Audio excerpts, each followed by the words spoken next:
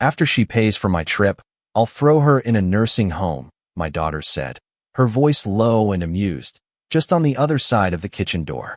I stood there with my hand still on the handle, a container of fresh-cut fruit balanced carefully against my hip, and for a moment, I thought I had misunderstood. The words didn't belong to Emily. Not my Emily. Not the little girl who used to crawl into my bed during thunderstorms, clutching my arm like I was the only safe place in the world. I didn't move. I didn't breathe. I just listened.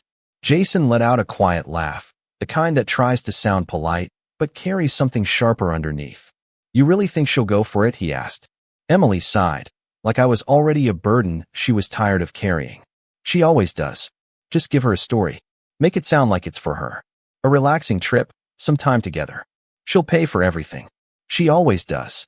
There was a pause, then the clink of a glass against the counter. And after? Jason pressed. After, Emily said, softer now, almost thoughtful, we tell her it's time. That she can't live alone anymore. That it's safer. Better for everyone.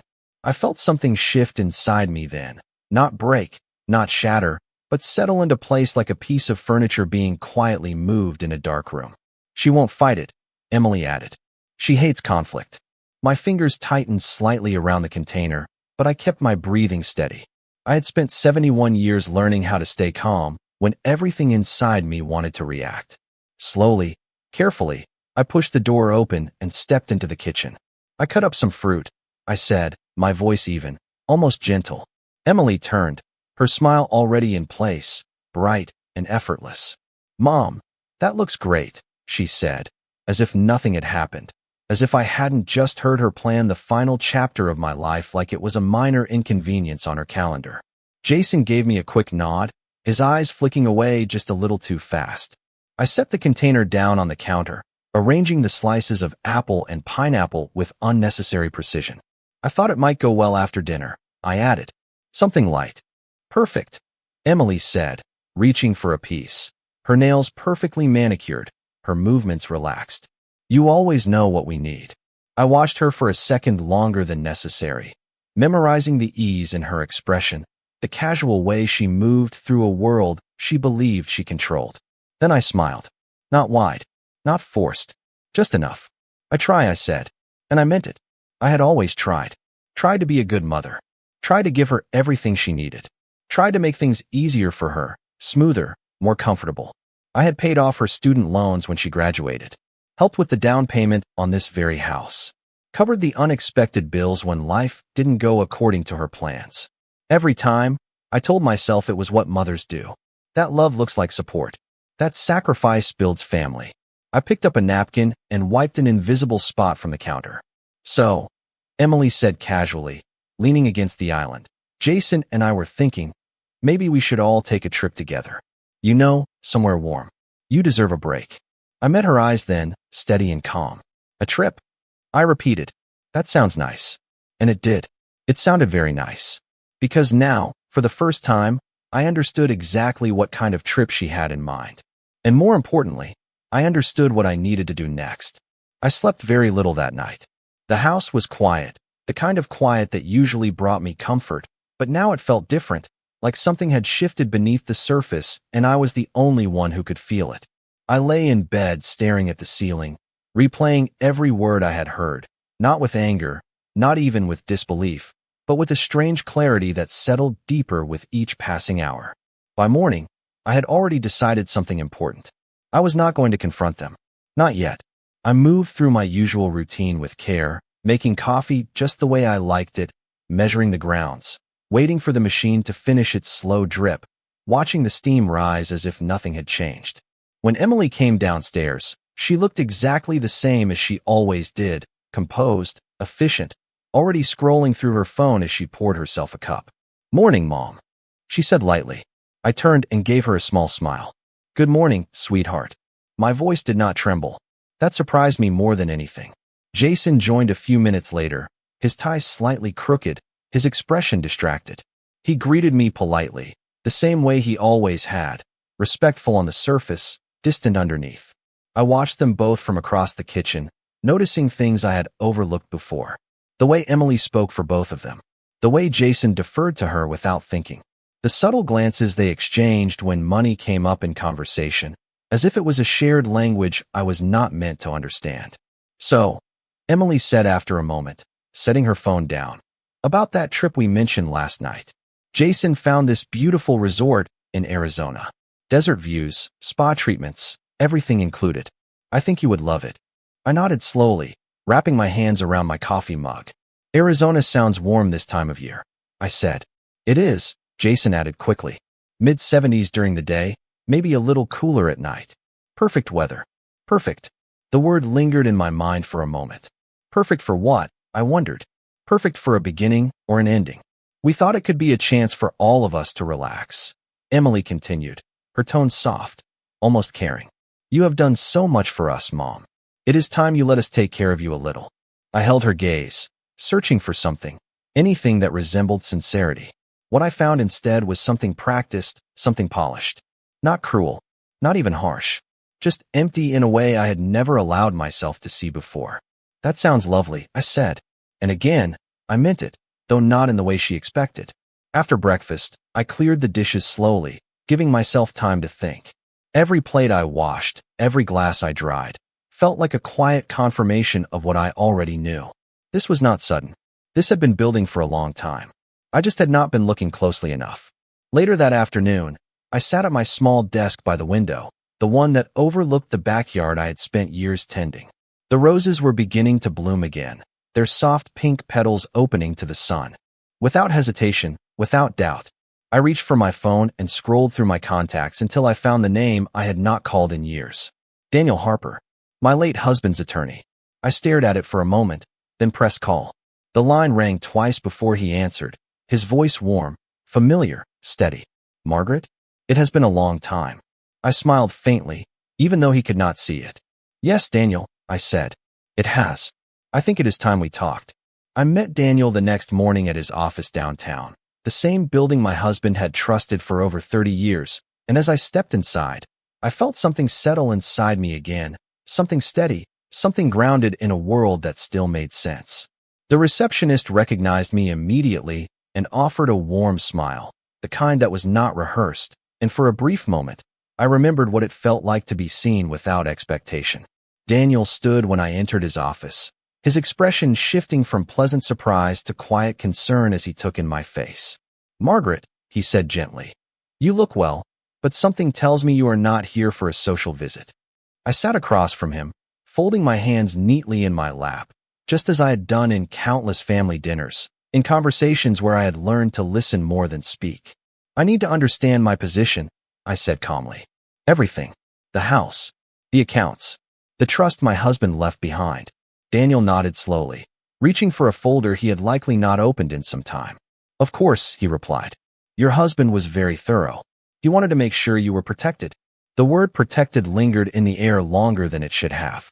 As he began to explain, I listened carefully, not interrupting, not reacting, just absorbing each detail as if I were piecing together a map I had never needed before. The house was still entirely in my name. The primary accounts required my authorization for any major transfer. The trust included specific conditions that limited access unless I chose otherwise. There were safeguards, layers of them, quiet decisions my husband had made without ever announcing them.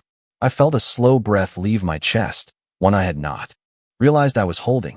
So nothing can be moved or changed without me? I asked. Not legally, Daniel confirmed. Unless you sign something or give direct permission. I nodded once, letting that settle. Good, I said softly. Then I leaned forward slightly, my voice lowering just enough to shift the tone of the room. I would like to make some changes. Daniel did not ask why. He had known me long enough to understand that I would not be sitting there without reason. Instead, he simply opened a new file and picked up his pen. Tell me what you have in mind. I paused for a moment, choosing my words carefully, not out of hesitation, but precision. I want everything structured so that no one can access anything without my explicit, written approval. No assumptions. No informal permissions. Nothing based on past patterns. Daniel nodded again, already making notes. That can be arranged. And, I added, my voice still calm, still measured, I want to review my will. This time, he did look up. Not surprised, but attentive. Are you considering revisions? He asked. I met his gaze steadily. Yes, I said. I am.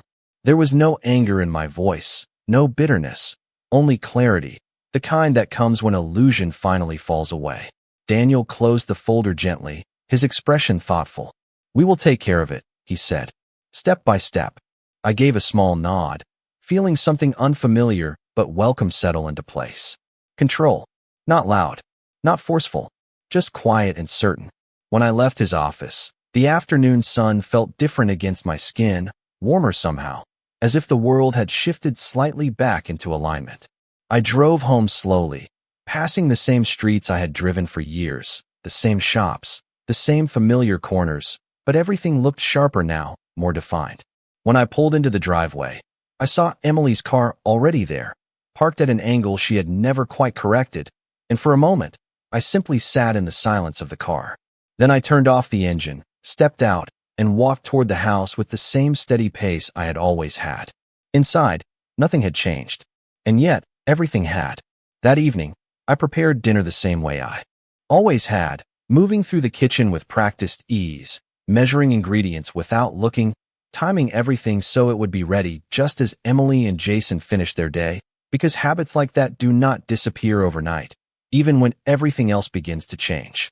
The sound of the knife against the cutting board was steady, almost soothing, and for a moment, I allowed myself to simply exist in that rhythm, the quiet repetition of something familiar.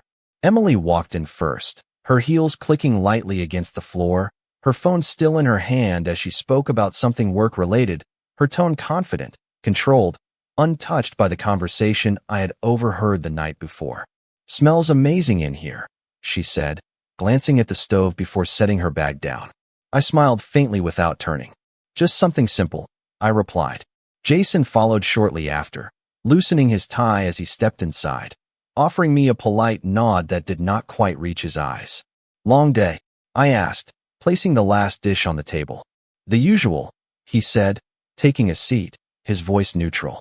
We sat down together, the three of us, just as we had countless times before, and if anyone had walked in at that moment, they would have seen nothing unusual, nothing broken, nothing waiting beneath the surface. Emily reached for her glass of water and took a small sip before setting it down carefully. I was looking at some options today, she said casually, as if continuing a conversation we had barely started. For the trip, there is this place in Sedona. Beautiful views, spa packages, guided tours. I think it would be perfect for you. Perfect again. The word returned, softer this time, almost gentle in the way it was offered.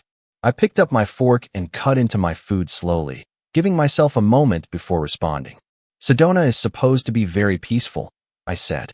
Lots of open space. Exactly, Emily replied, her smile widening slightly. It would be good for you. A change of scenery. Less stress. Less stress. I wondered briefly what part of my life she believed was stressful, or if she was already imagining the version of me she would describe to others when the time came. Jason glanced at her, then back at his plate, saying nothing, but his silence carried weight now, a quiet agreement I could no longer ignore.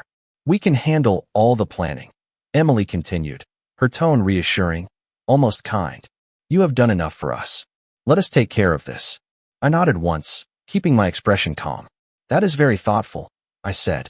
And it was, in a way, just not in the way she intended me to understand. As the conversation moved on to lighter topics, I found myself watching them more closely than ever before, noticing the small details I had missed for years. The way Emily redirected conversations when they drifted toward finances. The way Jason hesitated before answering certain questions, as if waiting for her silent approval. The way decisions were made between them in subtle glances, in pauses that spoke louder than words. After dinner, I cleared the table while they moved into the living room, their voices blending into the background as I rinsed the dishes under warm water. I did not rush. I did not linger either. I simply worked, methodical, quiet, letting the repetition of each movement anchor me. When the last plate was set to dry, I wiped my hands on a towel and stood there for a moment, looking at my reflection in the darkened window above the sink. The woman looking back at me did not appear shocked or broken. She looked composed. Older, perhaps, but not fragile, not unaware. I turned off the kitchen light and walked into the living room, where Emily was already scrolling through photos on her tablet. "Look at this one," she said, holding it up. "This could be our room." I leaned slightly closer, studying the image of a bright, open space with wide windows and soft linens, everything arranged to feel inviting, effortless, temporary. "It is beautiful," I said quietly. And as I straightened, meeting her eyes again, I allowed myself the smallest, most controlled smile. "We should book it soon." The next few days unfolded with a quiet precision that would have felt unnatural to me before, but now it felt necessary, almost instinctive, like learning a new rhythm that fit better than the old one ever had. I did not rush anything. I did not confront anyone. Instead, I observed. Emily became more attentive than usual, checking in with me during the day, asking if I needed anything, if I was comfortable, if I was excited about the trip. Her tone was soft, almost affectionate, but I could hear the intention beneath it now, the careful shaping of a narrative she wanted me to believe. "I think this will be really good for you," she said one afternoon as she sat across from me at the kitchen table, her tablet open with more photos of the resort. "You have been through so much these past few years. You deserve something easy." Easy. I folded a dish towel slowly in my hands, aligning the edges with care before placing it neatly on the counter. "I agree," I said. "It will be nice to get away for a bit." Jason had begun to participate more in these conversations, offering suggestions about excursions, mentioning guided tours, scenic drives, small details that made everything sound thoughtful, well planned, almost generous. But every time he spoke, I noticed the same pattern. He would glance at Emily first, just for a second, as if checking that he was saying the right thing, as if this was a script they had already rehearsed. One evening, as I passed by the hallway on my way to my room, I heard their voices again, softer this time, less guarded. I did not stop completely. I did not press myself against the wall or lean in. I simply slowed my steps, just enough. "She is going to cover the flights, right?" Jason asked. "Of course she is," Emily replied, a hint of impatience slipping through. "She always insists. We just have to let her feel like it is her idea." There was a pause, then a quieter tone. "And after we get back, we move forward with the plan. I already looked at a few places. They are nice, clean, structured. I continued walking, my footsteps steady, my breathing unchanged, as if I had heard nothing at all. Inside my room, I closed the door gently and sat on the edge of the bed, letting the silence settle around me. This was no longer suspicion. It was confirmation. Clear, simple, undeniable. I stood after a moment and walked to my dresser, opening the top drawer, where I kept a small notebook, one I had not used in years. I flipped to a blank page and began to write. Not emotions, not accusations, just facts, dates, words I had heard, conversations I had pieced together. Each line was precise, deliberate, grounded in what I knew rather than what I felt. When I finished, I closed the notebook and placed it back in the drawer, exactly where it had been. The next morning, I made a call before anyone else was awake. Daniel answered on the second ring. "Good morning, Margaret," he said. "Good morning," I replied. "I would like to finalize the changes we discussed." There was no hesitation in my voice, no uncertainty. "I understand," he said. "We can have everything prepared by the end of the week." "That would be perfect," I said. And this time, when I used the word, I knew exactly what it meant. By the end of the week, everything was in place, though nothing on the surface appeared different, and that was exactly how I wanted it. The house moved through its usual routines, mornings filled with quiet coffee and the soft hum of conversation, evenings shaped by shared meals and carefully measured smiles. Emily grew more enthusiastic as the trip approached, her energy light, almost playful, as she finalized bookings and printed out itineraries, each page a polished version of the story she wanted me to believe. "I upgraded our room," she said one afternoon, placing the papers in front of me with a satisfied expression. "It has a private balcony. You will love the view." I looked down at the images, at the wide desert horizon stretching into the distance, the soft colors of the sky blending into something calm and endless. "It looks beautiful," I said, and I meant it in a way she could not understand. Because for me, the view was no longer the destination. It was the setting. Jason handled the logistics with quiet efficiency, confirming flights, arranging transportation, making sure everything appeared seamless. He spoke more confidently now, as if the plan had settled into something real, something certain. "We will take care of everything," he said one evening, his tone reassuring, almost practiced. "All you have to do is relax, relax." I repeated the words silently as I folded a stack of laundry, aligning each piece with careful precision. I had never been more calm. The morning before our departure, I dressed a little more formally than usual, choosing a soft gray blazer instead of my usual sweater. Emily noticed immediately. "You have an appointment?" she asked, her tone curious but controlled. "Just a quick errand," I replied. "Something I have been meaning to take care of." She nodded, not pressing further, her attention already shifting back to her phone, to the details of the trip she believed was already secured. Daniel was waiting for me when I arrived, the documents neatly arranged on his desk, each page marked with small tabs for easy reference. "Everything is ready," he said, sliding the folder toward me.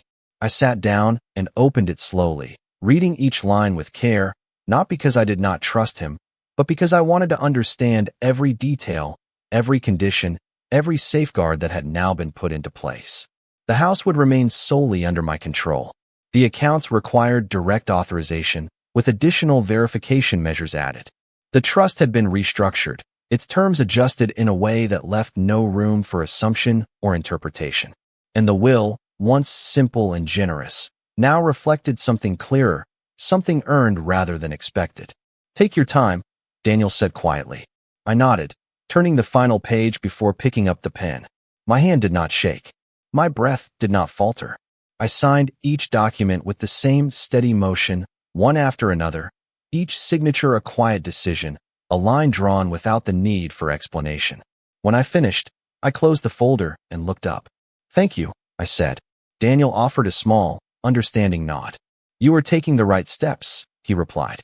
I stood, smoothing the front of my blazer, feeling a sense of completion that did not need to be spoken aloud. Outside, the air was crisp, the sky clear, the kind of day that feels ordinary until you realize it marks a turning point. When I returned home, Emily greeted me with a bright smile. "Everything ready?" she asked. I met her eyes, calm, composed. Exactly as she expected me to be. "Everything is ready," I said, and for the first time, that answer belonged entirely to me. We left early the next morning, just as the sun was beginning to rise, the sky painted in soft shades of gold and pale blue, the kind of quiet beginning that feels almost peaceful if you do not look too closely at what follows. Emily was in high spirits, moving quickly through the house, double-checking bags, confirming times, her voice light and efficient as she made sure everything appeared exactly as planned. Jason handled the luggage, loading it into the car with careful attention, his movements steady, practiced, as if he had already run through this moment in his mind more than once. I took my time, locking the front door with a calm, deliberate motion, my hand resting on the handle for just a second longer than necessary before turning away. The drive to the airport was smooth, filled with small conversations about weather, flight times, and what we might do once we arrived. Each word placed carefully, each tone measured, like actors staying within the lines of a script they believed was still under their control. At the terminal, Emily stayed close to me, her arm occasionally brushing mine, her voice soft as she guided me through check-in, security, all the small details that made her appear attentive, thoughtful, devoted. "Just stay with me," she said gently as we moved through the line. "I will handle everything." I nodded, allowing her to lead, allowing her to believe that nothing had changed. The flight itself was quiet. I sat by the window, watching the ground slowly disappear beneath us, the houses shrinking into patterns, the roads becoming thin lines that stretched into something distant and abstract. Emily leaned toward Jason, speaking in low tones, their conversation just out of reach, though I no longer needed to hear every word to understand its meaning. I closed my eyes for a moment, not to rest, but to think, to let the stillness of the moment settle into something clear and steady. When we landed, the air was warm, dry, carrying that distinct desert scent that lingers just beneath the surface, something clean, something sharp. The resort was exactly as promised, wide open spaces, soft colors, carefully designed comfort that made everything feel effortless, temporary, contained. Emily seemed pleased as we checked in, her smile bright as she glanced around, taking in the details, confirming that everything matched her expectations. "This is perfect," she said quietly. I looked around the room, at the large windows, the balcony that opened to an endless horizon, the carefully arranged furniture that suggested relaxation without effort. "Yes," I said. "It is." That evening, we sat outside as the sun dipped below the horizon, the sky shifting into deeper shades of orange and violet, the air cooling just enough to feel comfortable. Emily spoke about the next few days, the spa appointments, the guided tour, the schedule she had carefully built to make everything flow smoothly. Jason listened, occasionally adding a comment, but mostly watching her, following her lead, just as he always had. I listened quietly, my hands resting in my lap, my expression calm, my presence exactly as they expected. But inside, everything had already moved forward. This was not a trip. This was a stage. And for the first time, I was no longer part of their plan. They were part of mine. The second day unfolded exactly as Emily had planned, each hour neatly arranged, each activity timed with careful precision, as if she believed structure alone could guarantee the outcome she wanted.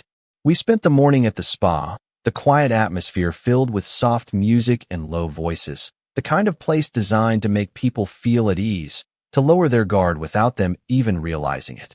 Emily seemed particularly attentive, checking on me more often than usual, asking if I was comfortable, if I needed anything, her tone warm, almost affectionate in a way that might have felt genuine if I had not already heard what lay beneath it.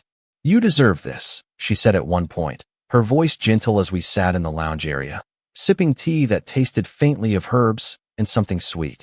I nodded, holding the cup steady in my hands. "It is very nice," I replied, and it was. The setting, the calm, the illusion of care. All of it carefully constructed. In the afternoon, we took a short drive through the desert, guided by a local driver who pointed out landmarks and spoke about the history of the area, his voice steady, informative, untouched by the quiet tension that existed between the three of us. Emily leaned back in her seat, relaxed, her sunglasses resting lightly against her face, as if she had already begun to enjoy the success of something she had not yet completed. Jason sat beside her, listening, occasionally adding a comment, but mostly watching, always watching, his attention shifting between her and the road ahead. I sat quietly, my gaze fixed on the landscape, the wide stretches of red rock and open sky that seemed endless, unchanged, indifferent to the small, carefully crafted plans of people passing through. That evening, as the sun dipped low again, casting long shadows across the ground, we returned to the resort and prepared for dinner.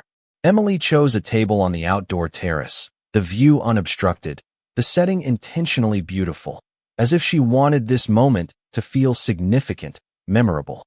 "I have been thinking," she said as we sat down, her voice softer than usual, more deliberate. I looked at her, waiting. Jason shifted slightly in his seat, his posture tightening just enough to be noticeable. "About the future," she continued. "About what is best for everyone." The words were familiar, almost rehearsed, carrying a tone that suggested care while masking something far more calculated. I placed my hands gently on the table, folding them together, my expression calm, open, exactly as she expected. "Go on," I said quietly. Emily glanced at Jason, just for a second, the same silent exchange I had seen so many times before, then looked back at me. "You have done so much for us," she said, her voice steady. "And we just want to make sure you are taken care of. Properly. Safely. Safely." The word lingered, hanging in the air between us, heavy with meaning she believed I did not fully understand. I held her gaze, letting a small, almost thoughtful smile form on my lips. "I appreciate that," I said. And I did, not for the reasons she imagined, but for what this moment represented. The beginning of something she thought she controlled, and the exact moment I had been waiting for. Emily took a slow breath before continuing, her expression carefully composed, her tone balanced between concern and authority, as if she had practiced this conversation in her mind long before we ever sat down at that table. "We have been thinking about what comes next," she said, her voice steady, her hands resting lightly on the table as though she were presenting something reasonable, something kind. Jason shifted beside her, his eyes briefly meeting mine before dropping again, his silence heavier now, no longer neutral but complicit. You should not have to worry about maintaining the house on your own, Emily went on.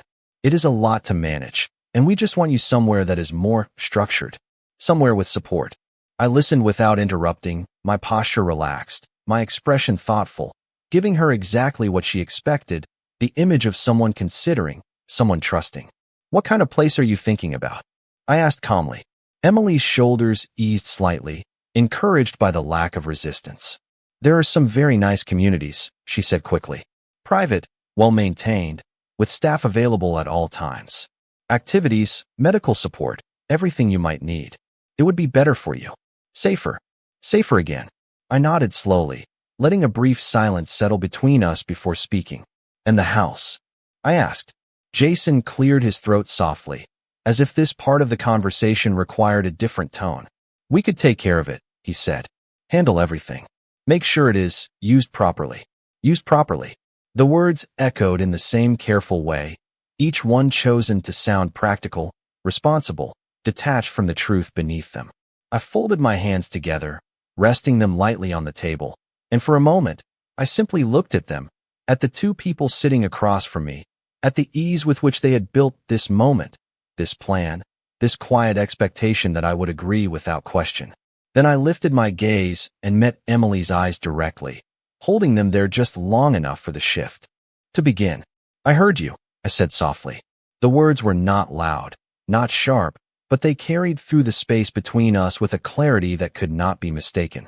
Emily blinked, the first crack in her composure appearing in the slight tightening of her expression. What do you mean? She asked, though her voice had already changed, just enough to reveal the uncertainty beneath it. I did not look away. The night before we left, I continued, my tone steady, measured. In the kitchen, when you said you would let me pay for this trip and then move me somewhere I would not question. The silence that followed was immediate and complete, the kind that fills every corner of a space without effort. Jason shifted again, this time more noticeably, his posture no longer relaxed, his hands clasping together as if he suddenly did not know where to place them. Emily's lips parted slightly, but no words came at first. For the first time, she did not have a response ready. I let the silence remain for a moment longer, not to punish, not to create tension, but because it no longer needed to be filled.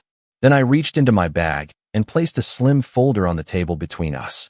Before we came here, I said quietly, I made some decisions of my own. Emily's eyes moved to the folder, then back to me, her expression tightening further as she realized this was no longer the conversation she had planned. Everything is still mine, I continued. The house, the accounts, all of it, and it will remain that way. I paused briefly, not for effect, but for clarity. And as for the future, I added, my voice calm, almost gentle, I have already arranged it. I stood slowly, smoothing the front of my jacket, my movements unhurried, controlled, as I looked down at them one last time. There was no anger in me, no raised voice, no need for anything more than what had already been said. You were right about one thing, I said quietly. I do not like conflict. I allowed a small, measured smile to form, the kind that does not ask for understanding. But I do understand everything. And with that, I turned and walked away, leaving the rest of their plan behind me, exactly where it belonged.